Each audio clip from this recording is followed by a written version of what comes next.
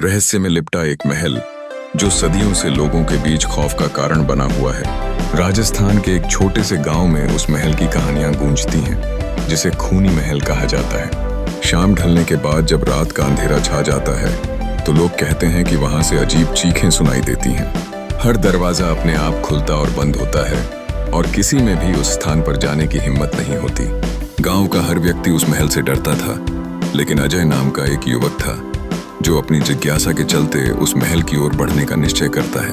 उसे भूत प्रेत की कहानियों पर यकीन नहीं था और वह ठान लेता है कि वह आज रात उस खूनी महल के भीतर जाकर सत्य को उजागर करेगा। उसकी हिम्मत के आगे डर कहीं ठहरता हुआ नहीं दिखता।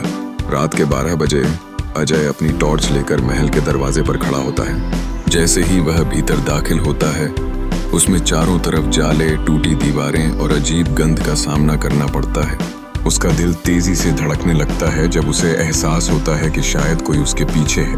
डर से उसका दिल जोर से धड़कता है, लेकिन वह पीछे मुड़ता है तो कुछ भी नहीं दिखाई देता। जैसे जैसे अजय महल के अंदर बढ़ता है, उसकी टॉर्च की रोशनी में लगातार रुकावट आ रही है। अचानक उसे दीवार पर लाल रंग के हाथों के निशान दिखाई देते हैं, जैसे किसी ने हाल ही में वहां खून बहाया हो। उसकी धड़कन और तेज हो जाती है।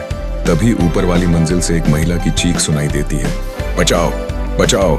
उसकी जिज्ञासु आत्मा उसे और आगे बढ़ने को मजबूर करती है। अजय जब सीढ़ियां चढ़ता है तभी दरवाजा अपने आप बंद हो जाता है। अंधेरे में एक परछाई उसके सामने आती है और फिर सन्नाटा छा जाता है। अगले दिन जब गांव वाले महल पहुंचे तो अजय वहां गायब था। उसकी टूटी टॉर्च जमीन पर पड़ी थी और तब से अब तक कोई नहीं जान पाया कि उस खूनी महल में क्या हुआ।